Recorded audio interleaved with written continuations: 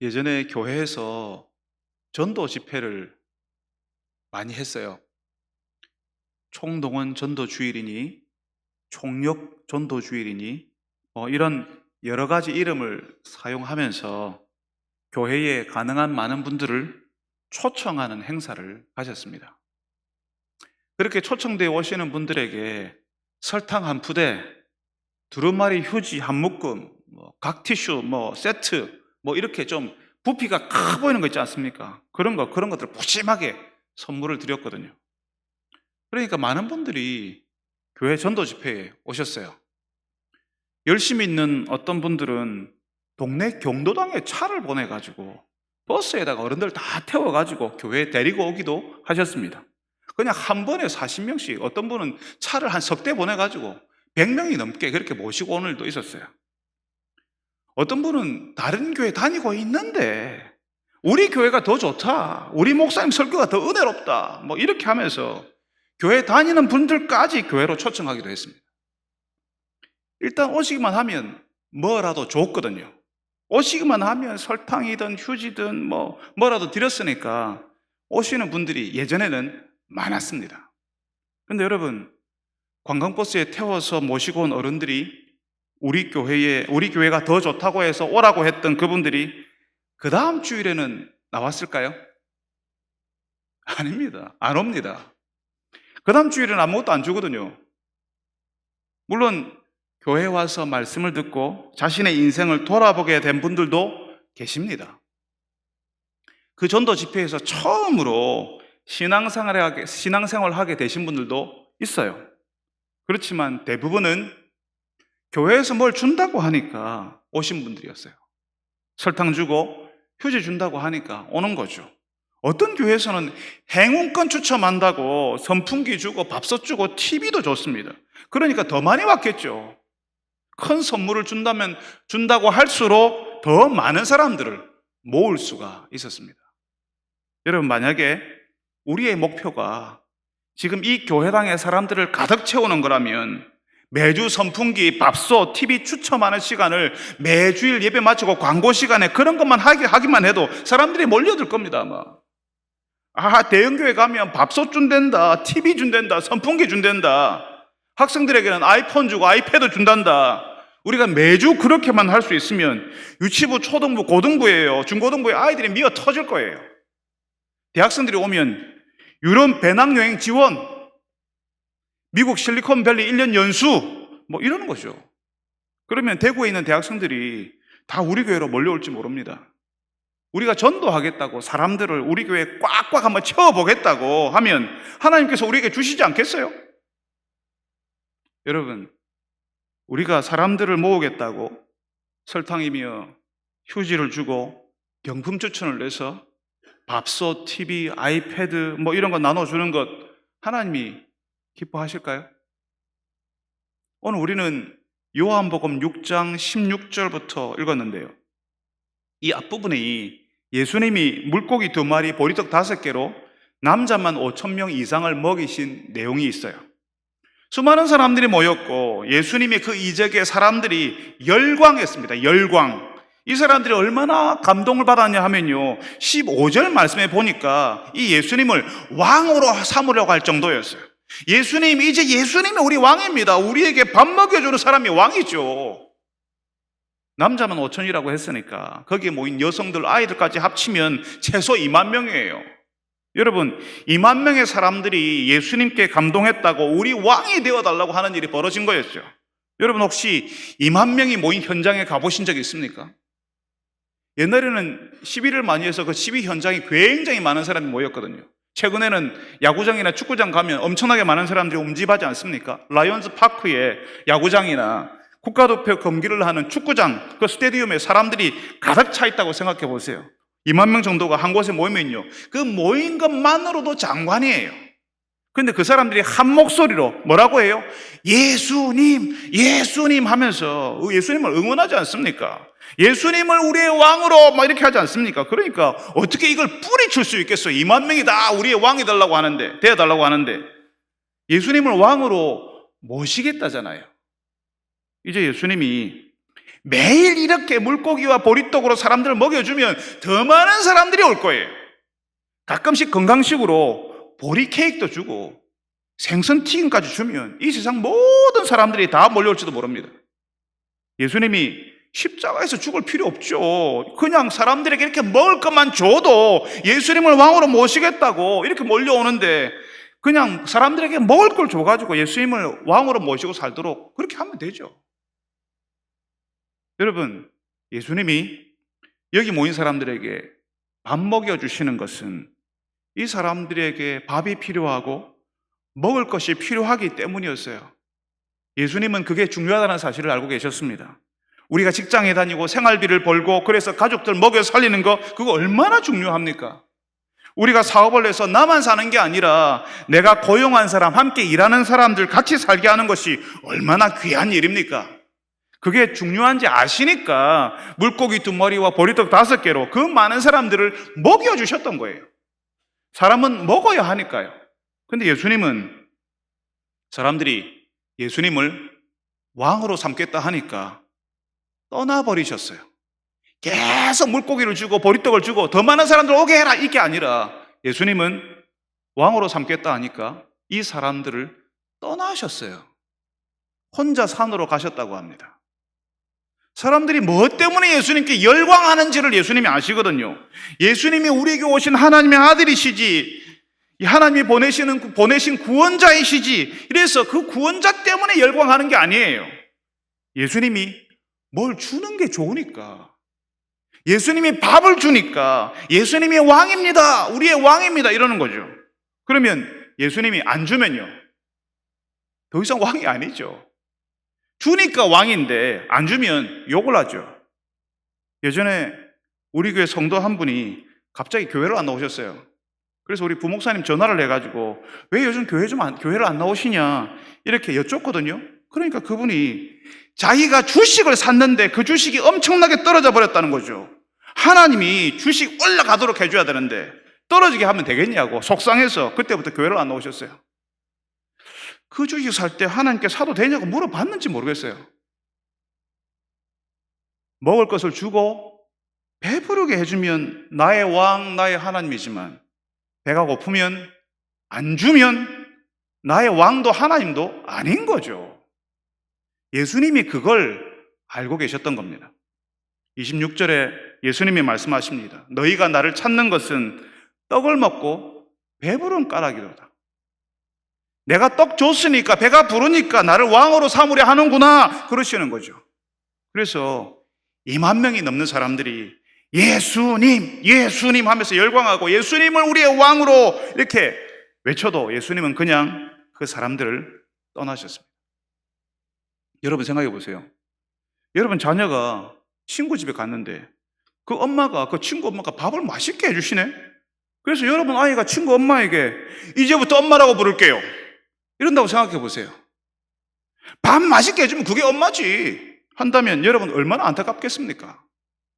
친구 엄마가 용돈을 주면 나 주민등록 오늘부터 이 집으로 옮길게요, 여기 살게요 이렇게 하면 여러분 마음이 얼마나 아프겠어요. 엄마와 자녀의 관계가, 부모와 자식의 관계는 밥을 주는 것, 돈을 주는 것 이상이잖아요. 예수님이 우리에게 뭘 해주면 나의 왕이고 내 하나님이고 안 주면 하나님도 아니고 아무것도 아니지 이렇게 한다면 우리는 절대로 예수님을 알 수 없습니다. 예수님은 우리가 예수님이 누군지를 알기 원하시는데 우리는 자꾸 예수님이 뭘 주나 안 주나로 예수님이 하나님이냐 아니냐를 판단하려고 한다는 거죠. 우리의 기도 제목도 계속 뭔가를 달라는 거예요. 계속 뭔가를 달라는 거죠. 되게 해주시고 주시고 예수님을 알게 해달라고 기도하는 사람들 있나요? 예수님을 알게 해달라고 하는 그런 기도는 없어요. 우리 자녀들이 예수님 아는 사람 되게 해주십시오 그렇게 기도하지 않습니다. 오직 뭐 기도해요? 주세요 이번 시험 잘 치게 해주세요, 들어가게 해주세요, 이것 주세요 저것 주세요. 그래서 예수님이 안 주면 속상하고 욕 나오고 하나님도 아니고 아무것도 아니라는 거죠. 하나님이 계시나 안 계시나 이렇게 생각하는 거죠. 예수님이요 그런 사람들을 떠나셨습니다. 근데 여러분 예수님이 찾아가는 사람들이 있었어요. 예수님을 왕으로 삼겠다고 하는 사람들은 예수님이 떠나셨는데 예수님이 찾아가는 사람들이 있었어요. 예수님이 뭘 주나 안 주나로 예수님을 왕으로 모시겠다는 사람들, 예수님이 떠나셨죠? 그런데 예수님이 찾아가는 사람들이 있었는데 그 사람들이 누구였냐 하면요, 제자들이었어요. 예수님을 따르겠다고 하는 사람들에게는 예수님이 찾아가시는 겁니다. 지금 제자들은 기가 막힌 일을 경험하고 있어요. 배를 타고 바다를 건너가는데 풍랑을 만납니다. 캄캄한 밤이에요. 여러분, 옛날에 불빛이 어디 있습니까?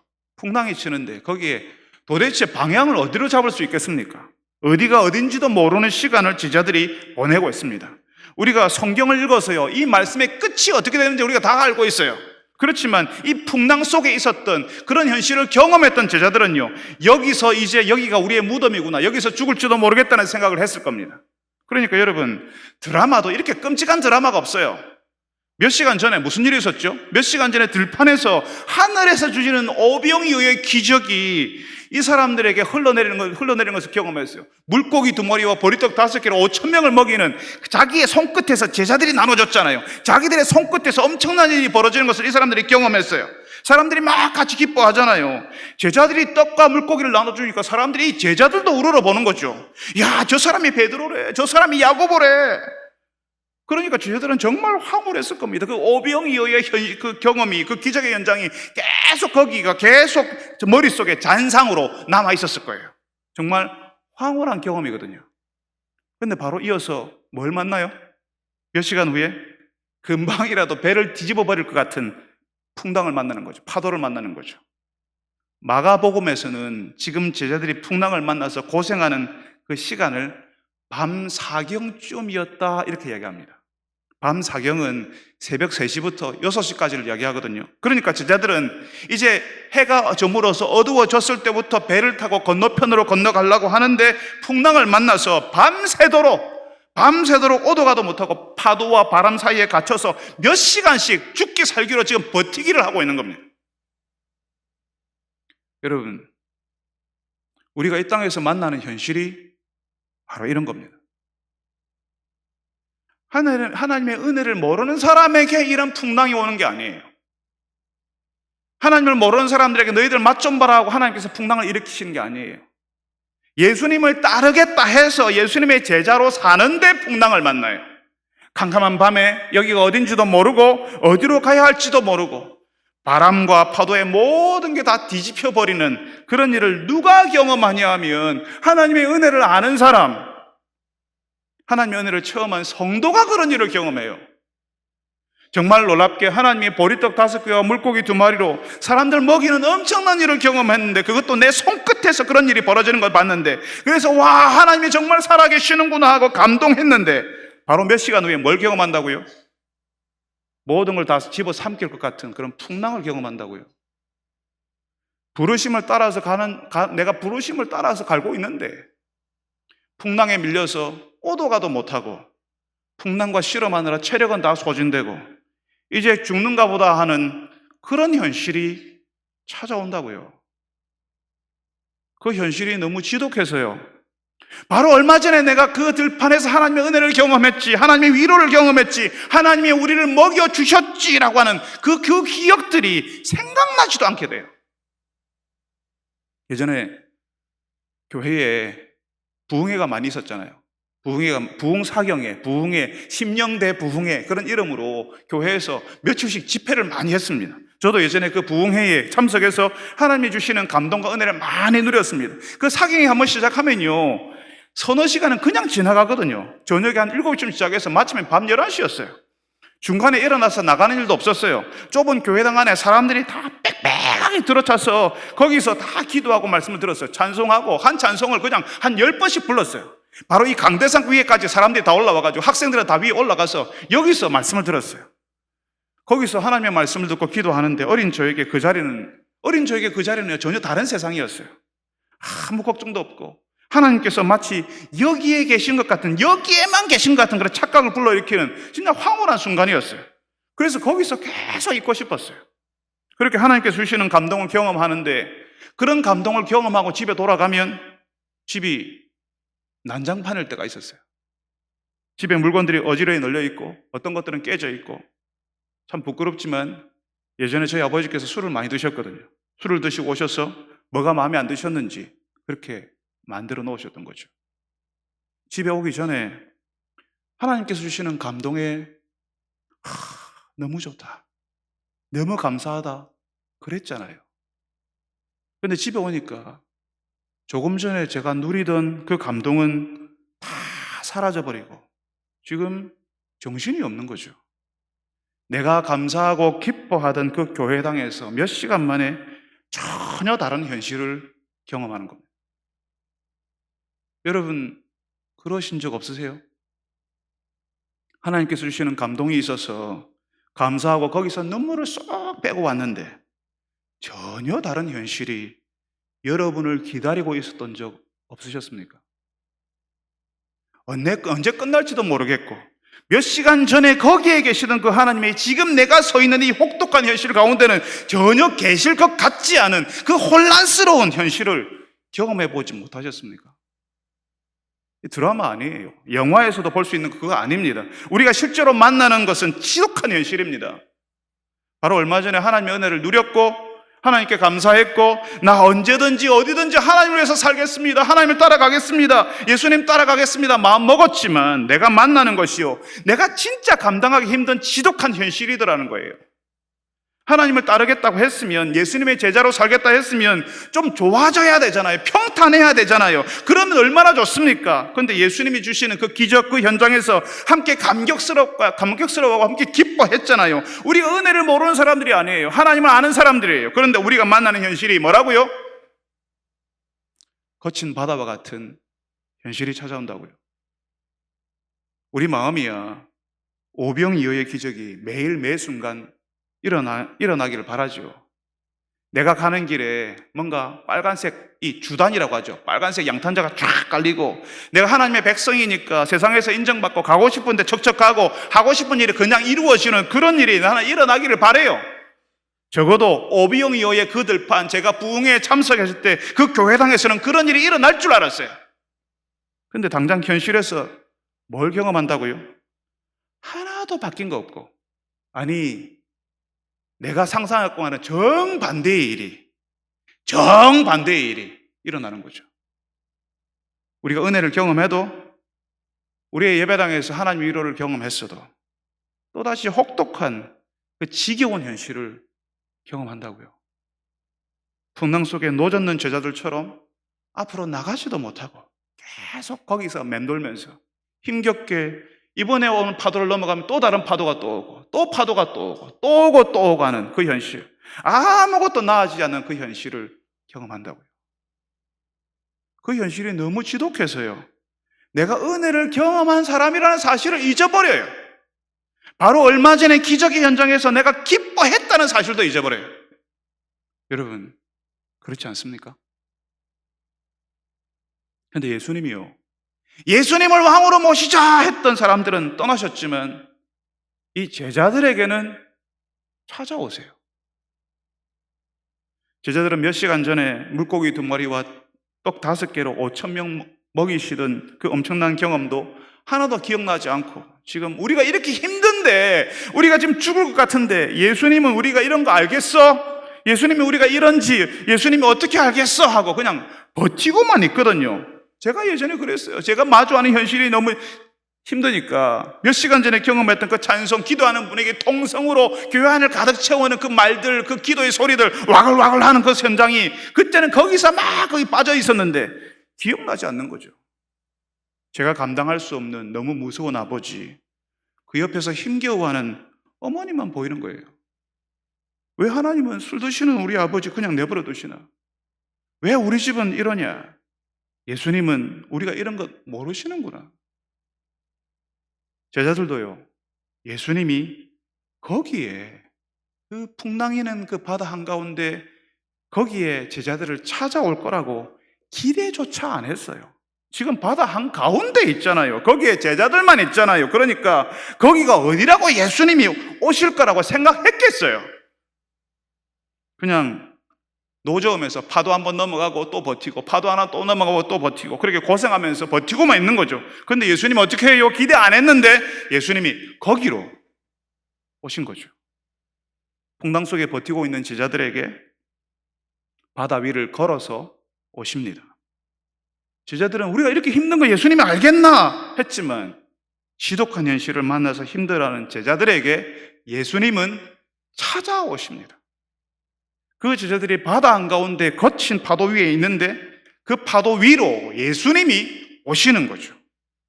예수님이 오시면 그 사납던 바람도 죽일 듯이 일어나는 파도도 잠잠해지는 겁니다. 예수님께서는 제자들이 어떤 현실을 만나는지 알고 계시고 그 지독한 현실 속으로 찾아오시는 분이십니다. 그리고 그 풍랑도 파도도 바람도 잠잠게 되는 거죠. 이 지독한 현실의 끝이 있겠어라고 하는 우리는 막막해하지만 예수님이 찾아오시면 그 지독한 바람은 그칩니다. 우리를 힘들게 하고 아프게 하던 현실도 잠잠해지는 거죠. 저는 하나님께서 하나님의 은혜를 알게 하셨는데 저희 집에서 일어나는 그 현실은 제가 참 감당하기 어려웠어요. 저에게는 정말 지독했습니다. 그런 지독한 현실에 예수님이 찾아오실까? 예수님이 이런 거 아실까? 하는 그런 마음이 있었습니다. 그렇지만 거짓말처럼 그 지독한 현실 속에 찾아오셨고 정말 제자들을 힘들게 하던 그 바다가 잠잠해지는 것처럼 저희 가정이 잠잠해졌습니다. 그래서 저는 이게 뭔지 알아요. 우리 집사님이 한 분 그랬어요.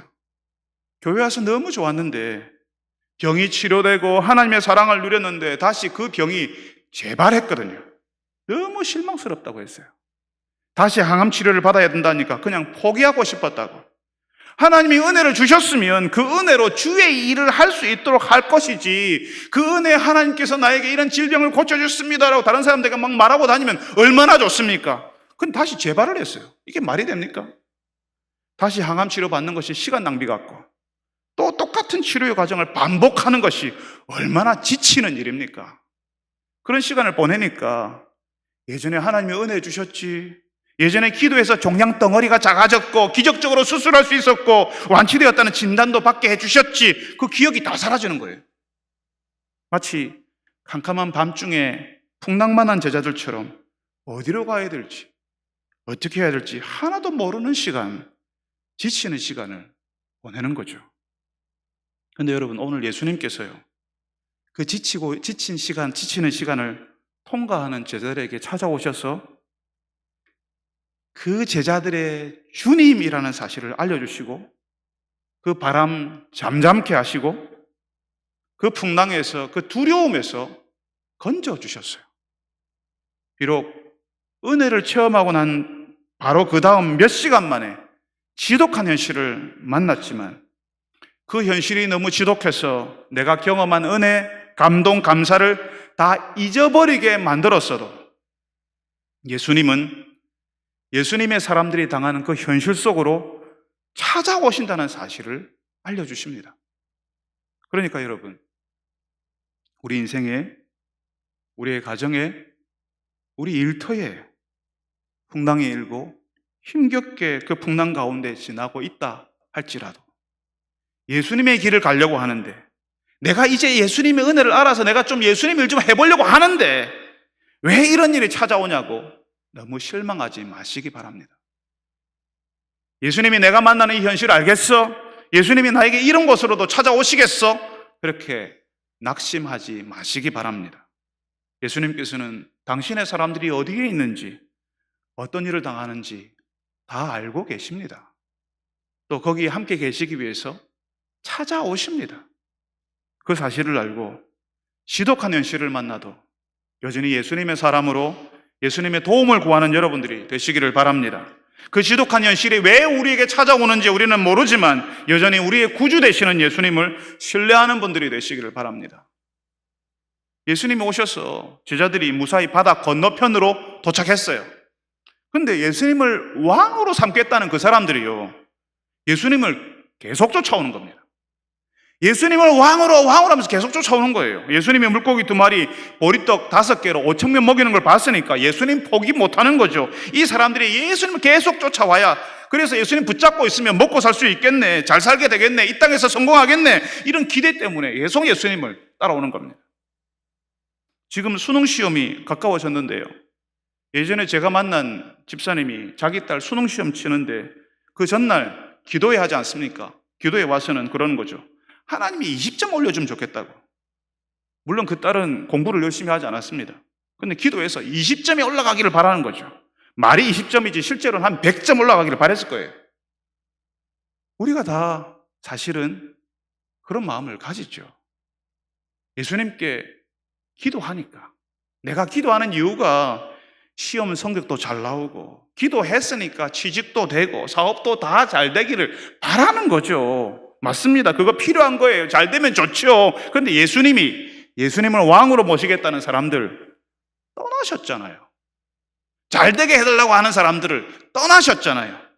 그리고 다시 나타난 사람들에게 뭐라고 하시냐 하면 27절에 썩을 양식을 위하여 일하지 말고, 다시 썩을 양식을 위하여 일하지 말고 영생하도록 있는 양식을 위하여 하라 말씀하십니다. 썩을 양식을 위해서 일하지 마라. 썩을 양식을 위해서. 여러분, 이 말씀을 우리가 많이 오해할 경우가 있어요. 자칫 잘못하면 우리가 하는 이 모든 세상의 일들을, 우리가 구하는 것, 우리가 일용할 양식, 우리의 직업, 우리가 하고 있는 이 모든 것들을 이 세상에 속한 썩을 양식이라고 생각하고 예수님이 그런 것들, 우리가 하고 있는 이런 것들을 안 좋은 거라고 이야기한 것이다, 이렇게 생각할 수 있습니다. 자칫 잘못하면. 예전에 많은 사람들이 이 말씀을 보고는요, 세상에서 일하는 것, 세상 직업을 가지는 것은 썩을 양식을 위해 일하는 거지, 진짜 일은 하나님 일하는 거야. 그래서 신학교 가고 목사가 되는 사람들이 많았습니다. 여러분, 그거 아니에요. 우리가 예수님의 말씀을 잘 이해해야 합니다. 예수님이 썩을 양식을 위해서 일하지 말라고 했어요. 썩을 양식이 필요 없다는 말이 아니고요, 이 양식은 필요하고 중요합니다. 이 땅을 살면서 돈이 참 요긴하게 쓰이잖아요. 어려운 사람을 도울 때, 부사모에 있는 아이들을 격려할 때, 예사모에 헌신하시는 분들을 후원할 때, 이 돈이 정말 요긴하게 씁니다. 누군가를 정말 우리가 대접하고 싶은데 그 돈을 가지고 누군가의 식사 대접을 해요. 정말 중요하고 요긴한 거예요. 우리가 건강하게 사는데 음식이 얼마나 중요합니까? 우리 일터도, 우리의 취미도, 우리가 건강을 위해서 하는 운동도 다 필요하고 중요한 거예요. 그런데 예수님이 그 양식이 썩을 양식이래요. 중요하고 필요한데 그 양식이 계속 있는 것이 아니라 잠시만 필요한, 나중에는 썩어버리는 양식이라는 거죠. 지금 잠시 나를 배불리고 지금 잠시 나를 만족시켜 주는 건 맞지만 이게 계속 나에게 만족을 주고 계속 나를 행복하게 해주지는 않는다는 거죠. 다시 말하면 썩을 양식이라는 말이 오래 가지 않는 양식, 필요 없는 거 아니에요. 필요해요. 그런데 잠깐만 필요하다는 거죠. 잠시 동안만, 우리 인생의 한때만 필요하다는 거죠. 영원히 계속 도움이 되는, 우리의 영혼을 위해서 끝까지 도움이 되는 것은 아니라는 거죠. 우리 교회에 청년 산부가 있다는 사실 아세요? 나이가 아주 조금 많은 청년들이에요. 제가 이 청년들을 만나는데요, 이 청년들이 배드민턴을 굉장히 많이 하더라고요. 배드민턴 좋아하는 청년이 그래요. 목사님, 배드민턴 치면요 스트레스가 확 풀리고 너무 재밌습니다. 그 청년은 동호인 세계에서 인정받는 실력을 가지고 있더라고요. 말씀을 나누다가 제가 이렇게 물었습니다. 오랜 시간 배드민턴이 나에게 만족을 주고 스트레스를 풀게 해줬고 사람들과 교제하는데 이것만큼 좋은 게 있나, 사람들을 만나게 하는 접점이 되게 만들어 주었는데 우리 나이가 80이 되었을 때도 배드민턴이 지금처럼 중요하고 필요한 것일까 하고 제가 물었어요. 배드민턴 재밌는 거 맞아요. 스트레스 풀리고 사람들 사귀기에 좋고 우리 몸을 건강하게 만드는 것 맞습니다. 근데 이게 내 인생의 끝에서도 여전히 중요할 것인가 하는 거죠. 이 운동이 필요하죠. 필요 없다는 말 아니에요. 제가 했던 테니스도 사람들이 즐기는 골프도 정말 필요하고 중요한 운동이죠. 그런데 내 인생에 한때만 할 수 있고 잠깐만 나에게 유익이 있어요. 내가 영원한 생명을 누리는 데는 아무런 유익을 주지 못하고 죽음 이후에는 아무런 쓸모가 없는 겁니다. 우리가 이 땅에서 좋은 대학을 나오는 것도, 직장에서 높은 자리에 올라가는 것도 잠시만 중요하고 내 인생의 한때에만 유익한 겁니다. 지금 수능 시험을 치는 친구들은 서울 약대를 갈 것이냐, 서울 상대를 갈 것이냐, 그거 중요하잖아요. 서울에서 약간 먼 대학, 서울에서 상당히 먼 대학에 갈 것이냐. 이게 20대, 30대에게는 정말 중요해 보이는데요. 50이 된 사람에게는 어느 대학 나왔냐고 아무도 안 묻습니다. 그때쯤에는 어느 대학 출신인가가 그렇게 중요하지 않아요. 대학을 나와서 자기 일터에서 얼마나 열심히 살았냐가 나중에는 더 중요해져요. 그 일터에서 열심히 살아서 직급이 오르고 사업체를 이끄는 사람이 되어도요, 50대 후반 그리고 60대 초반이면 회사에서 다 나오고요, 임원이 되면 더 빨리 나와요. 회사 임원이 임시 직원이란 말이잖아요. 임원 되어서 성과 못 내면 그냥 나와야 되는 거죠. 그러니까 그 회사, 사업체, 대학교, 성적, 잘 되는 것, 성공하는 것, 거기에 목을 메고 살면요, 내 성적이 잊혀지고 내 출신 대학을 알아주지 않고 잘 나가는 회사에서 나오게 되는 것이 엄청난 충격입니다. 그걸 위해 살았는데 성적을 안 알아주네. 내가 대학을 어디 나왔는지 안 물어주네. 내가 그 회사를 위해서 어떻게 했는데 그 회사에서 나가라고 하네. 그 대학, 그 회사 임원 되기 위해서 하나님께 기도했고 하나님이 해주시기를 바랬잖아요. 근데 그 중요한 대학, 그 회사, 높은 자리에서 내려오는 것이 얼마나 힘들겠습니까? 예수님이 말씀하세요. 썩을 양식을 위해서 일하지 말고 영생하도록 있는 양식을 위해서 하라. 그러니까 사람들이, 그러면 우리가 어떻게 해야 하나님의 일을 할 수 있습니까? 썩지 않은 양식, 하나님의 일을 우리가 어떻게 하면 할 수 있습니까? 이렇게 물었어요. 그러니까 여러분, 우리가 어떻게 해야 썩을 양식을 위해 일하지 않고 하나님의 일을 할 수 있을까요? 다니던 회사 다 때려치우고 신학교 가서 목사가 돼야 됩니까? 예수님이 다시 말씀하세요. 우리가 읽었던 말씀 마지막 절에 하나님께서 보내신 일을 믿는 것이 하나님의 일이니라. 하나님께서 보내신 일을 믿는 것이 하나님의 일이니라. 하나님께서 누구를 보내셨는데? 예수님이요. 그 예수 믿는 것이, 예수님을 믿는 것이 하나님의 일이다. 하나님이 인정하시는, 하나님이 기뻐하시는 일이다 라고 이야기하시는 거죠. 사람들이 그동안 어떻게 했는데요? 예수님이 누군지 관심 없었어요. 어디에 관심 있어요? 예수님이 내 수능 점수 20점 올려줄 것이냐, 나를 배부르게 해줄 것이냐, 거기에 관심이 있었어요. 내 사업 잘 되게 해줄 것이냐, 내 주식 이렇게 올라가게 해줄 것이냐, 내 직장에 들어가게 해줄 것이냐, 진급하게 해줄 거냐, 거기에 관심이 있었어요. 예수님에게는 관심 없어요. 그러니까 하나님의 일이라는 것이요, 우리가 영원히 썩지 않은 일을 한다는 게 뭐냐면요, 예수님을 알고 그 예수님을 믿는 거라고 하시는 거죠. 그 예수님을 알아야, 그 예수님을 믿어야 예수님을 따를 수 있거든요. 그 예수님 따르는 것이 하나님이 가장 기뻐하는 일이라고요. 목사가 되면 하나님 일하는 것이고 회사 다니면 썩을 양식을 위해서 일하는 거 아닙니다.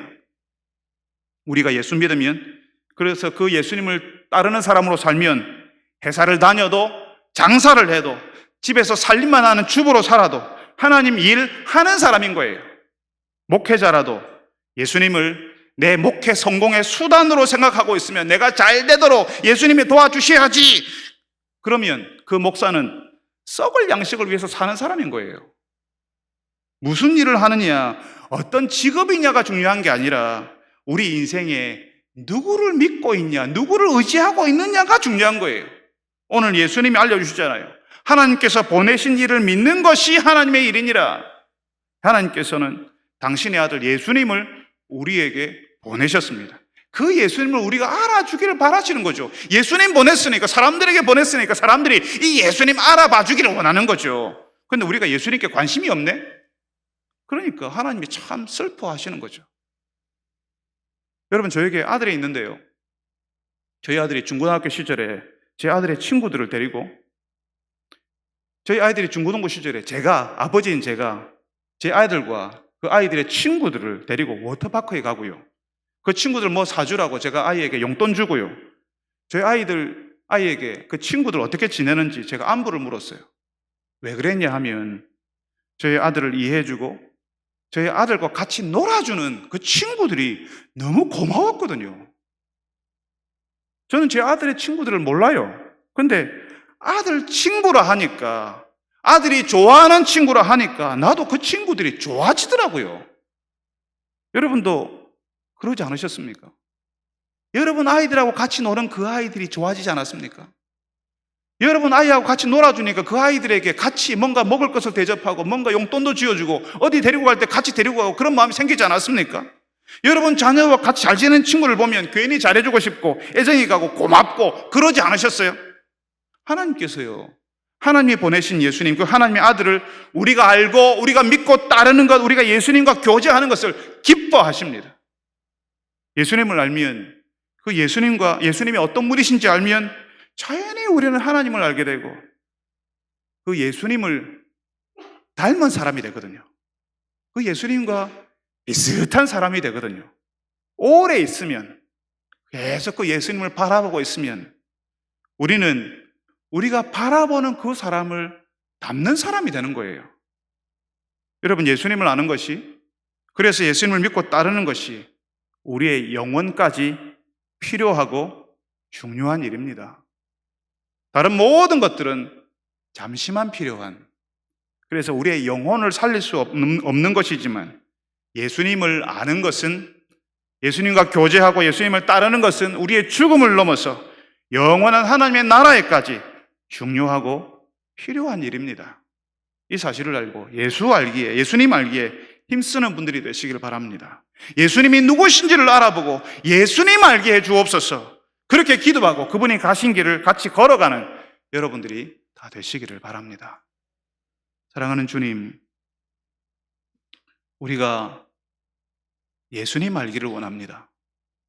예수님이 우리 손에 무엇을 쥐어줄 수 있는가, 거기에 관심을 가지는 것이 아니라 예수님이 누구신지를 알려고 하는 자들이 되게 하여 주옵소서. 우리의 평생에 예수님 바라보게 하시고 그 예수 의지하게 하시고, 그래서 우리 인생의 끝에 섰을 때는 우리가 예수님과 비슷해진 사람, 예수님을 닮은 사람 되게 하여 주옵소서. 예수님의 이름으로 기도합니다.